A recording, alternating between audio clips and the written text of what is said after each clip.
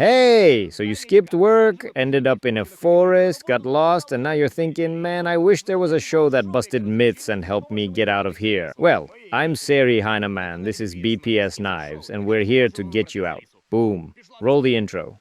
Oh, right, we don't have one.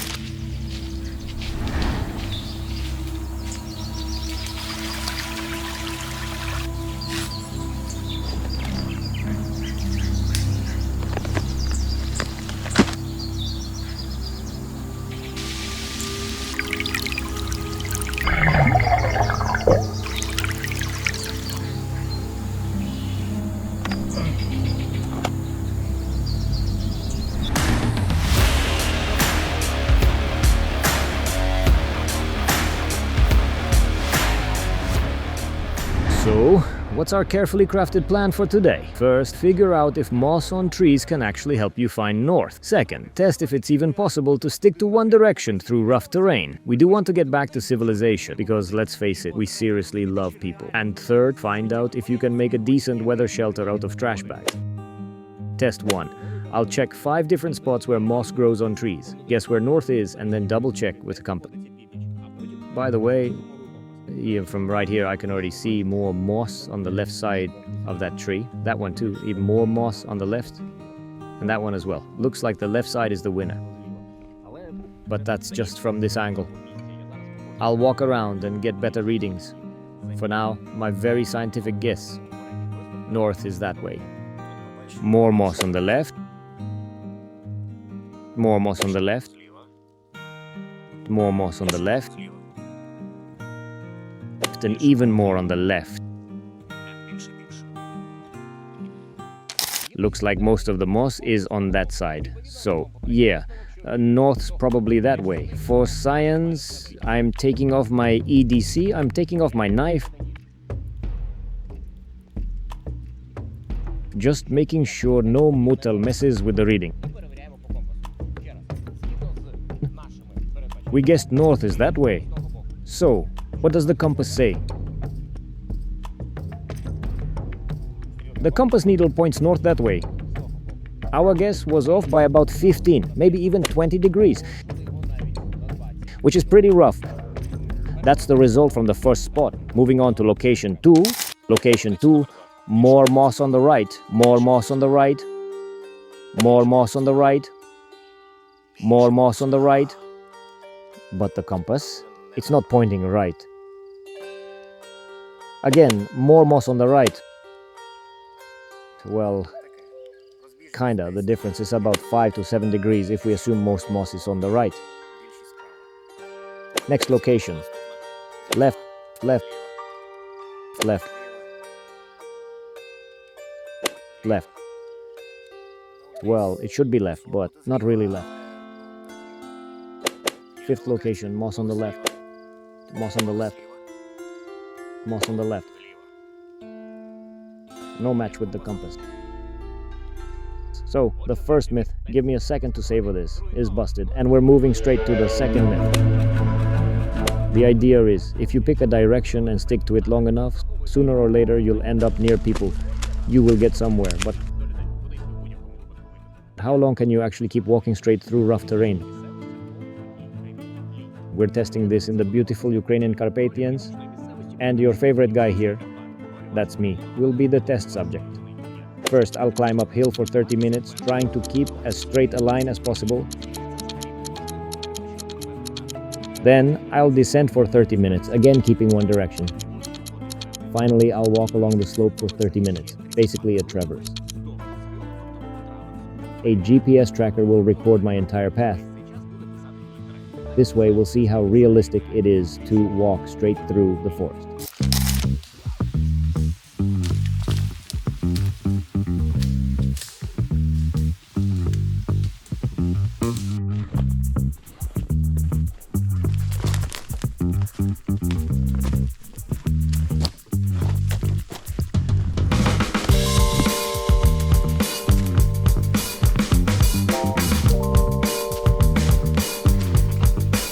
Right now, I can say it's not that easy.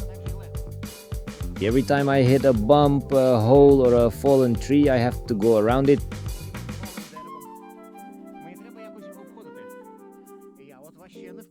I'm honestly not sure I'm returning to the exact line I started from, but I'm trying to keep it intuitively.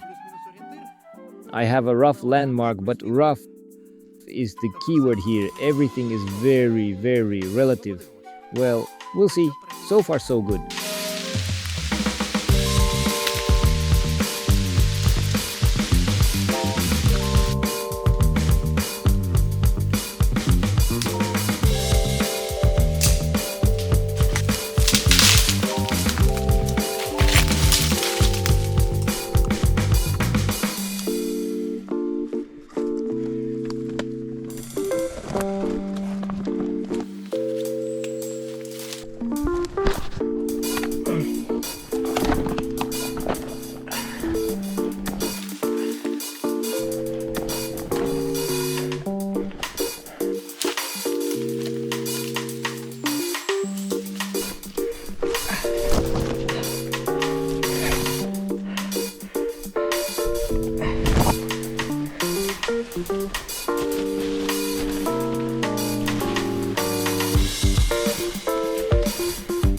"30 minutes are up.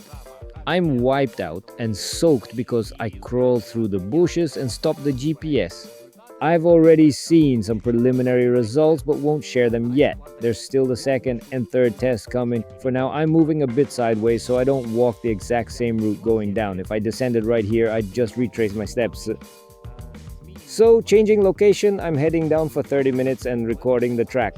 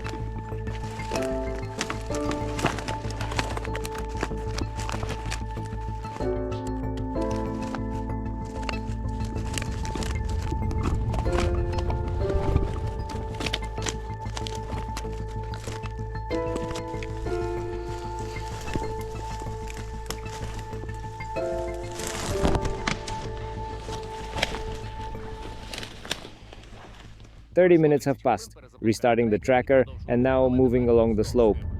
Jokes aside, now I have to crawl through these bumps.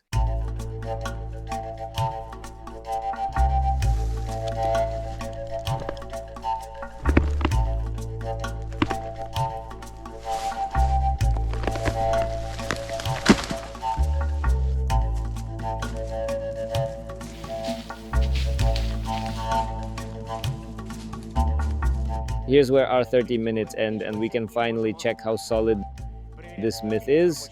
What does the GPS show? The purple line is my first path. The red marker is my target. We can see that at some point I veered sharply to the left, and the deviation is quite big. Let's measure how far left I went. I'll mark it right here.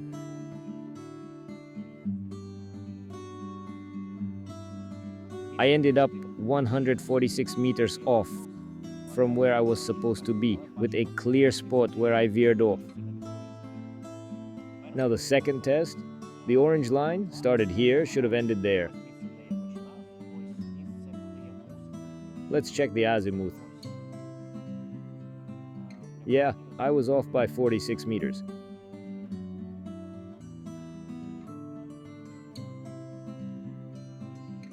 Going downhill, I did a lot better. And now the third one, The third walk of mine. This is the yellow track. Let's see. Third test, moving along the slope. Drifted 45 meters. So does the myth hold up over 30 minutes? Kind of. The deviation isn't critical. If you're aiming for something big, like a lake or a road, you'll probably get there. But over long distances, hundreds of kilometers, the error gets huge. And it's exhausting.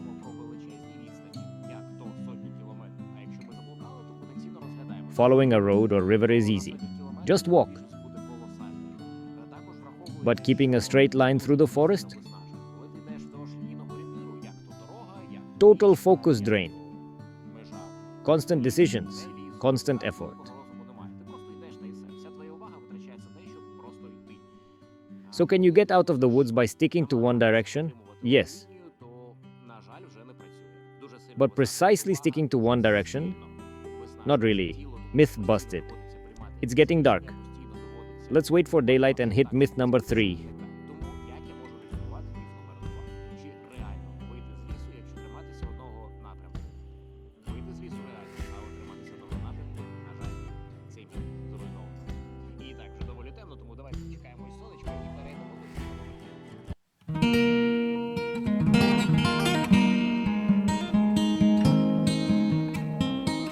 Yep, called it. Happens every time. On to the next one. This is a poncho tent, super practical and versatile. Probably invented back when people hid from dinosaurs.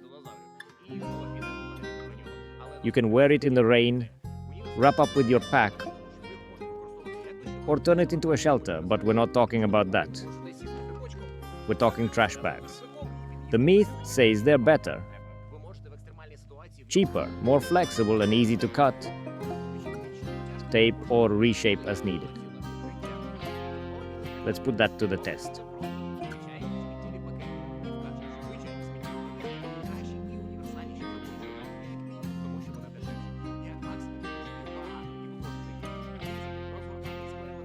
You don't want to know how I got it, and I don't want to tell. We'll start with the one. For the first test, we'll try the raincoat formation.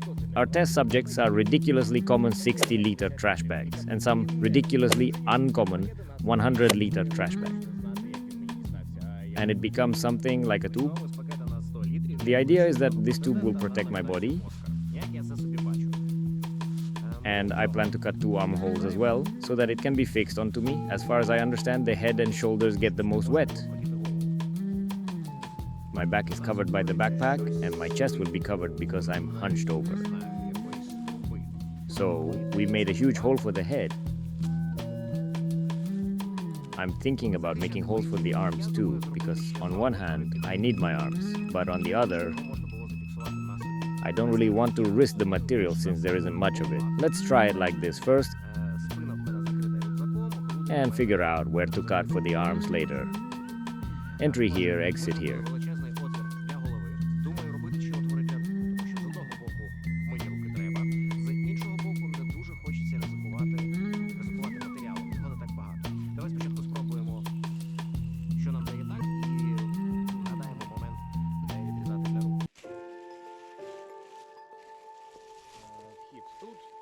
Somehow I made a small hole for the bottom and a huge opening at the top. Well, no worries, I'll come up with something for that. Hat.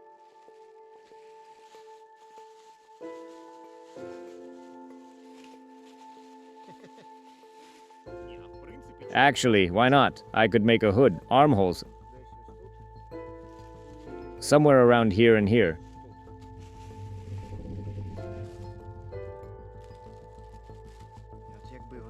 Now I just need to trim it so it doesn't unravel. That's it. I think no more changes are needed. And here's the second mark.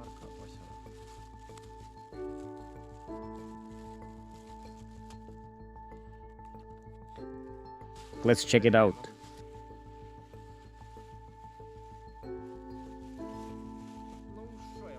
What can I say? The comfort level is very relative. Also, I can't hear anything because it rustles by my ears. But hey, that's style. I gotta say, that's style. Let's try walking through some brush.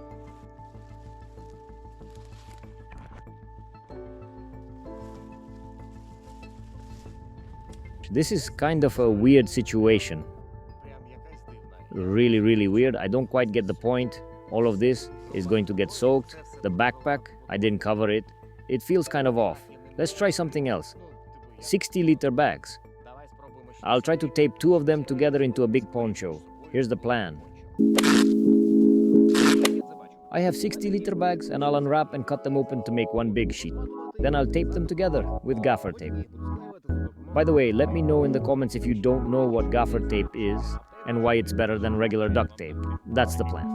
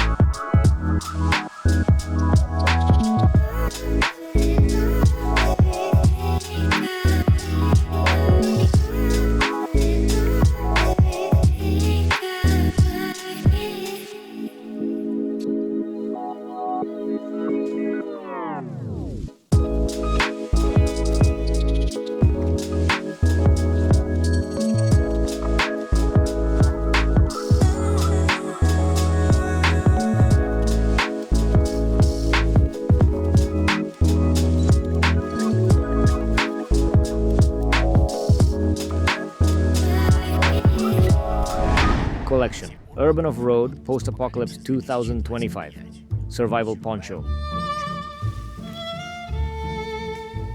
Ha ha ha ha, what nonsense. It covers well. I can cover my backpack and myself. My hands are free, which is way better than with a single 100-liter bag. But I have a ton of doubts about how practical this is. First of all, it takes an insane amount of time, like all of my time. But seriously, I wouldn't bother with this in a real emergency because, well, honestly, the quality is questionable. That's one thing. Second, I'm going to crawl through some branches now, but even at this stage, I don't think it will hold up well. We have to try though. Okay, I realize it's hard to tell where I glued it crookedly and where it tore on the branches. So you'll just have to take my word for it. To sum up the raincoat format for crawling through brush, the idea is cool.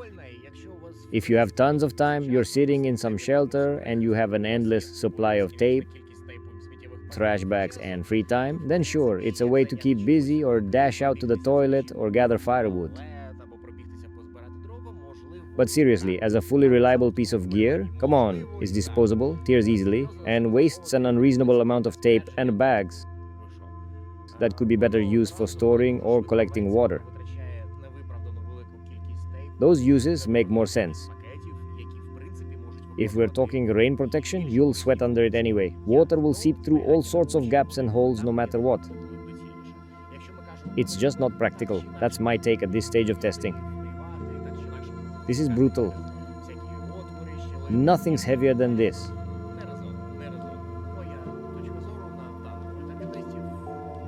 But now we move on to the next test. How it behaves as a shelter.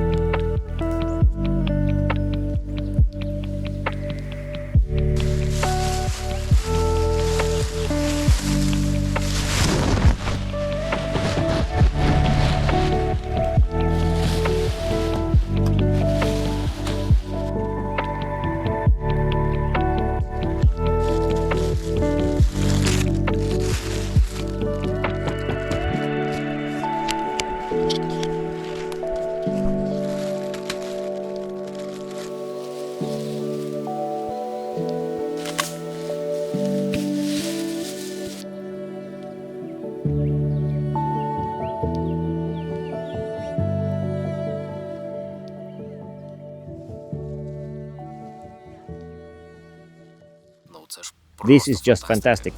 Design, style, functionality, reliability, quality, architectural thought, influence on modern culture and the fashion industry. It's all here.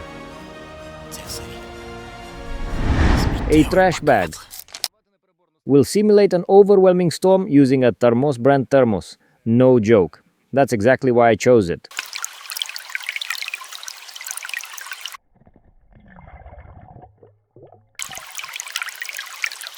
And yes, I get that you understand, the bag is basically waterproof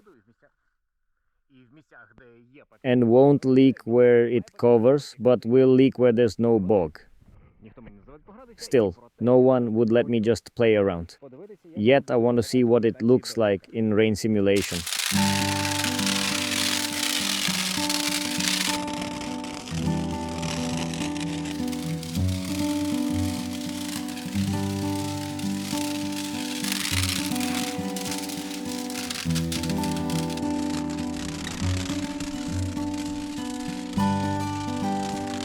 I think I'm ready to wrap this up. And you're like, well, we saw it leaking, but I want to point out that polyethylene, that is plastic bags, is 100% waterproof material, while most modern tarps are water repellent, meaning they protect only if properly stretched.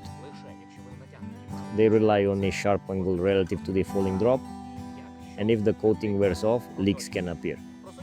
The coating can crumble over time, disappear from overheating, folding, or simply be poor quality, but a plastic bag will protect you from water no matter what. The question is whether you have the time, opportunity, and bags to craft this. Are bags more practical than a full modern tarp? Are they more practical than a poncho tarp or raincoat? No, and never will be. But as an emergency measure, when you have nothing else, this works. So the myth is, well, do we even have a category for myth? Partially confirmed. That's all for now. Write in the comments how much you like this segment and what you'd like me to test, but haven't gotten around to yet. Like, subscribe, and buy cool knives from BPS Knives, because they're awesome and you need awesome gear. See you in the next videos.